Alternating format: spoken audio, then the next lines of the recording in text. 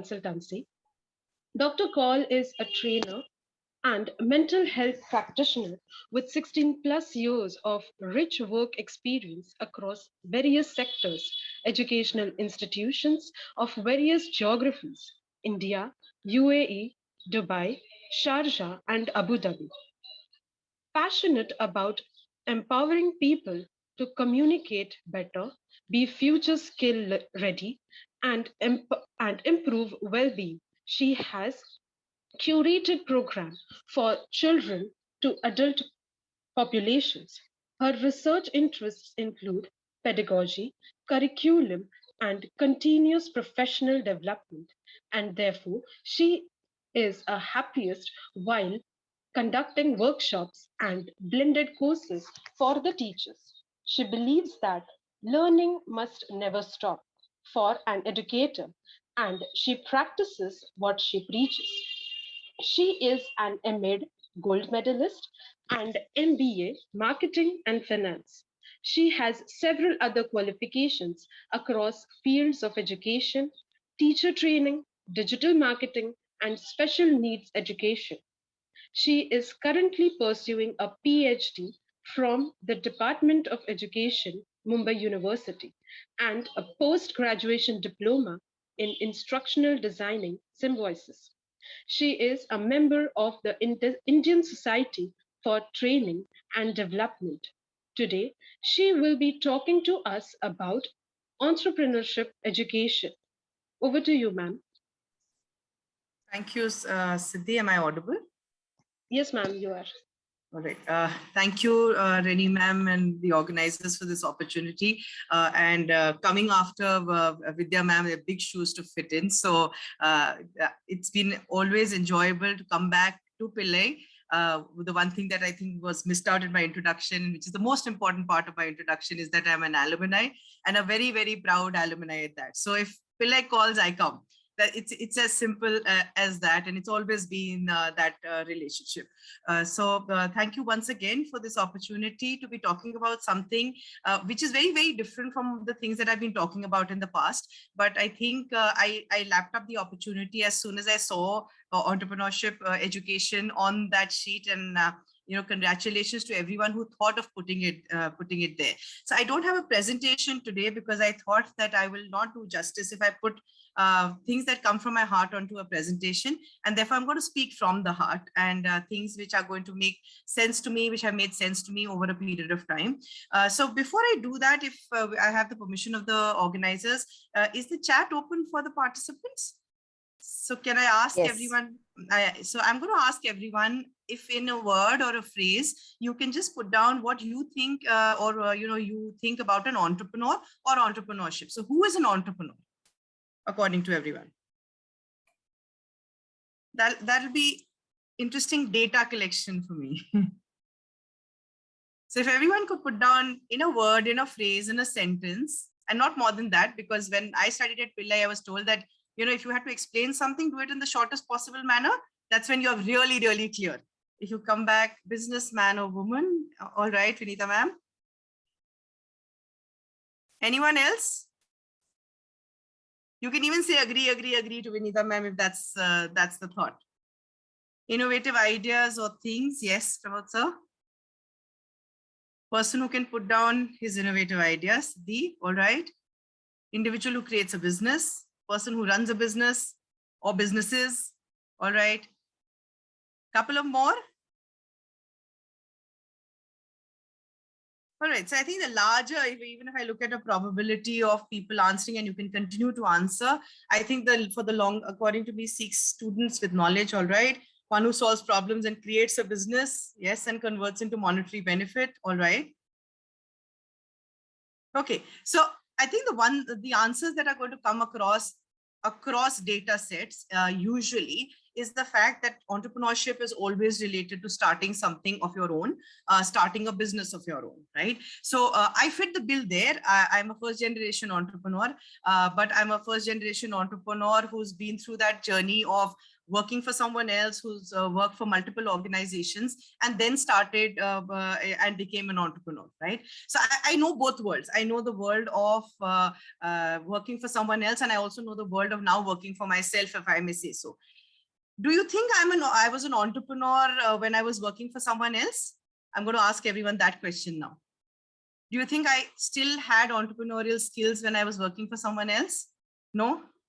So when I set up my own organization, which is Carpediem, is that the only time that I became an entrepreneur? Okay, skills, yes. All right, Deandra, hi.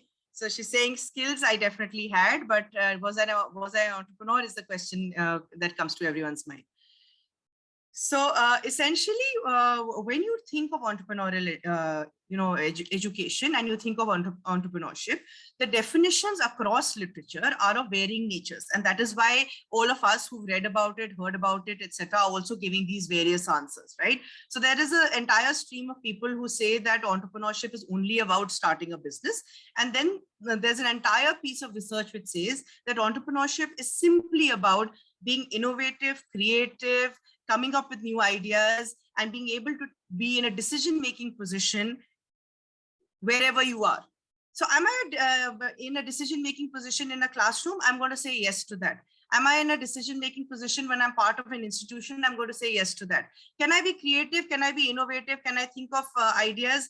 If you see all the ideas that Vidya ma'am shared about all the different things that SIS does, right? So aren't each of those educators, aren't each of us creating, innovating on an everyday basis? If we are creating, innovating, taking decisions on an everyday basis, we are entrepreneurs in our own right, even by research. So this is not me saying this. This is research which tells us that if you are innovating, if you are creating, if you are taking decisions, and you have the belief that you are in a position to take a decision, you definitely are an entrepreneur in your own right? So if you are going to go by that definition, therefore I now take us back to why should we actually be looking at entrepreneurial education, and why did I miss it as a subject throughout my education process, right? So throughout my education process, I might have done multiple certifications, multiple courses, etc. But was I taken through the entrepreneurial journey? Not. Do I feel that my son is very, very lucky? I do feel he's very, very lucky, because he's been born in a century where teachers are now talking about project-based learning. They're talking about cooperative learning, collaborative learning, and all of those pedagogies, if you break it up, are entrepreneurial in nature, right? So if I'm doing project-based learning, I give the child a project to say, okay, why don't you go and make your home budget for your mother and help her save a little money? That's an entrepreneurial skill. I'm doing that through project-based learning. If I put children into a collaborative group and I get them to take a decision about how they're going to improve the school. And this is, by the way, a ready-made example that came to my head, because this happened in my son's school yesterday. So they were all asked. So he came back very excited yesterday, and he says, Mom, today I had the most interesting research topic to be done. I said, what was it? And I was expecting, that they would be asked to do research about the environment, about this and about that and all of that. And he sounded very, very excited, because he said, we were asked to put down ways in which we could improve our school. And how is it that we could improve our school? And so we came up with various ideas. And, you'll be surprised with the idea that I came up with. And I was actually surprised. So this is the idea. Okay, this is the idea that he came up with the research question, which said, how can we improve the quality of our school, keeping in mind that learning does not get compromised? Okay, so of course, on a lighter note, some of them said, can we be asked to be allowed to eat lunch at home? Lunch during class hours? And everyone put up their hand saying, yes, very good idea, because they said we feel hungry during class hours, right? So that's for another time. But the idea which took my attention was an idea where they said that, can we have a room in the school where we can be learning according to the way we like learning, right? So can I so he says, Mama, I like listening to music while I'm studying, right? And that is true for you as well, which is by the way a fact. right? I love listening to music. I can concentrate best when there's headphones on my head and I'm reading a research paper. Surprise, surprise, but that is true about me. And somehow he's picked up that habit, or whether by condition or otherwise. So he says, I like learning like that. So why can there not be a class where we learn in the manner we want to? So supposing I want to go and sit in a corner and read a research paper, read from the computer, etc., I should be able to allowed to do that. If someone else wants to do it some other way, I should be able to do that. So I need self-learning time. This is a grade 8 child telling me this. This is 21st century telling us this, that we don't need to be teaching them how to rote memorize. Obviously, we don't even need to tell them how to learn things. We just need to teach them how to ask the right set of questions. And that is entrepreneurial, right? To be able to ask the right set of questions, to be able to try and find your own set of answers and be confident about taking decisions about your own set of answers. So therefore, when you're looking at entrepreneurial education, and therefore, when we are looking at higher education contributing and looking at sustainability, I'm going to bring all those three things together. If everything that I've made, anything that I've said so far has made sense, or you are being able to relate to it, I'm going to go back and ask everyone in the room this question.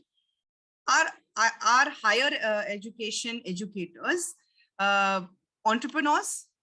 Can they be entrepreneurs? Are you entrepreneurs?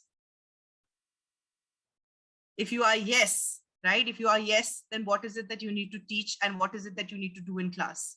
So if we are all entrepreneurs, which means we are social entrepreneurs, if I may say so, if we are edu entrepreneurs, if we may say so, we should be in a position to say that we want to take a decision in class, which means if I want to improve teaching pedagogy, the next time someone says that, oh, you know, the administration is taking this decision or the principal takes this decision, you know, most of your students will come back to you and say, ma'am, you've taught us so many innovative practices, okay, but the school doesn't allow me to change. Why does the school not allow me to change? Because I don't have the self-efficacy within me. I don't have that entrepreneurial spirit within me to say, I know that this pedagogy is going to work and I wish to implement it, right? So can I inculcate that in the educators of tomorrow? Can I inculcate the fact that they should be in a position to take in those innovative pedagogies? And if apart from the innovative pedagogies, they come up with something else, so they should be in that thinking spirit to say, we've been taught 15 things. Can I find the 17th, 18th, 19th, 20th solution to be able to ensure that I'm impacting my class? Because what does an entrepreneur do? An entrepreneur does a needs analysis, says this is what the market wants. They come up with a product or service. They try and patch up that product and service, and you're sustainable if you've got that match right. So rather than being historically dependent on what we've been taught or what we will be taught, etc., can I be making my own pedagogy in my own classroom? Because I'm king and queen of my classroom, right? So can I instill that in my future educators? So as a higher education person, can I instill that? Some of them may start off on their own. Some of them may start off as part of another organization, but even within another organization, can I still have that entrepreneurial spirit is the question that you need to ask yourself as educators on the higher education side. Because it's that entire chain, right? If we don't change on the higher education side, the future educators don't change, the school doesn't change, and the life comes full circle. And we then say that we will have a society where, like Vidya ma'am said, we do have a learning crisis, right? So we definitely do have a learning crisis. We definitely do need the future citizens of the country to be able to do what? To be able to look at technology, to be able to work with technology, to be able to do jobs which don't exist today, which means everyone has to be converted into an entrepreneur, because you'll be able to take decisions, or you'll be able to do thinking, you'll be able to innovate no matter what is in front of you. And that's the only way we'll sustain. If we were to just keep replicating old ideas, and that is the way we want the education system to run, we're definitely going to go downhill someday, right? We're already going downhill. But if we want to uplift ourselves, it is definitely the entrepreneurial education which counts. And that is the only message that I wanted to give everyone today, that at the end of the day, entrepreneurship is not about starting a business. It's about that one idea which fits that one customer who needs you the most and making it count. right? So that'll be my time for today. Thank you so much, Reni ma'am, and everyone in terms of the organizers for the opportunity to talk. I hope I've done justice to the topic, and all the very, very best, everyone. Maybe meet physically one day and have a lot more conversations. Thank you.